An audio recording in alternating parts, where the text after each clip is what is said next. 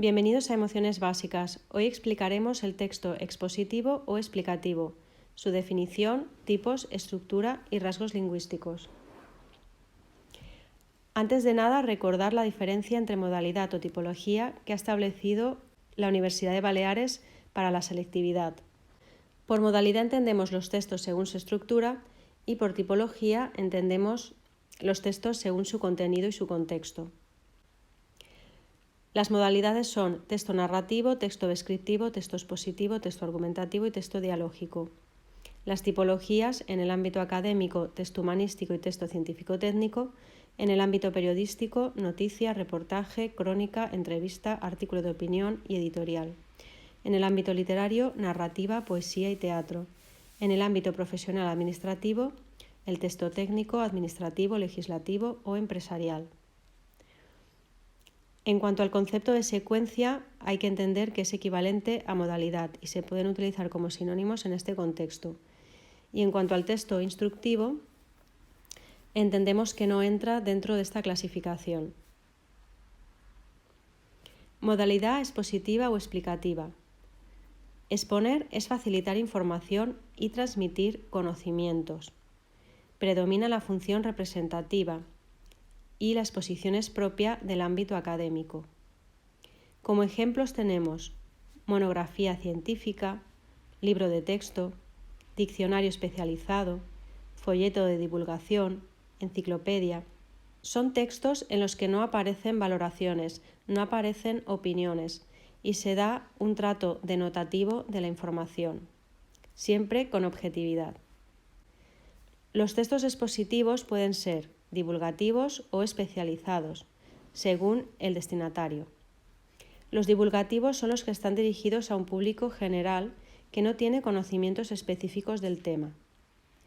En estos encontramos un mayor número de aclaraciones y algunos ejemplos serían los artículos de prensa, las revistas de divulgación científica, las enciclopedias o los libros de consulta. En cuanto al texto expositivo especializado, este va dirigido a un público especializado que conoce perfectamente la materia. Emplea mayor número de tecnicismos, ya que el destinatario conoce el tema y la terminología.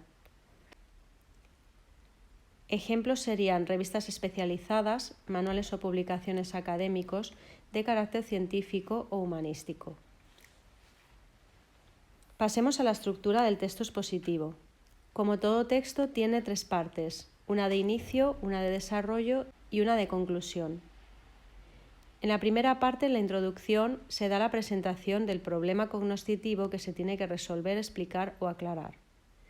Normalmente se hace la presentación del tema y se plantea si se va a definir o si se va a comentar o simplemente si se va a poner solución a algún problema.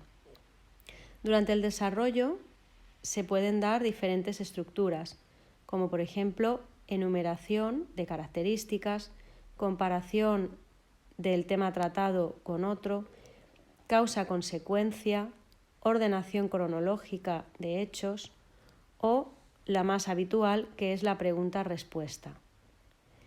Y finalmente en la conclusión suele darse un resumen de los aspectos más relevantes.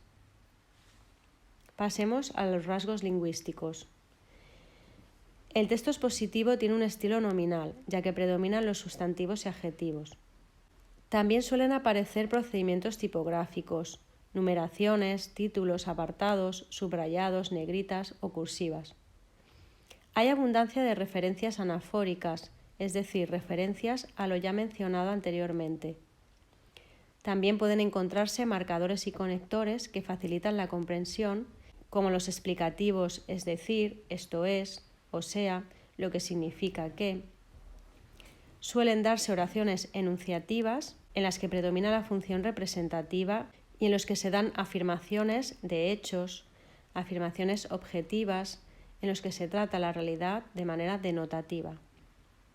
Por ello, el léxico es denotativo, preciso y específico, y se puede dar el uso de tecnicismos o cultismos.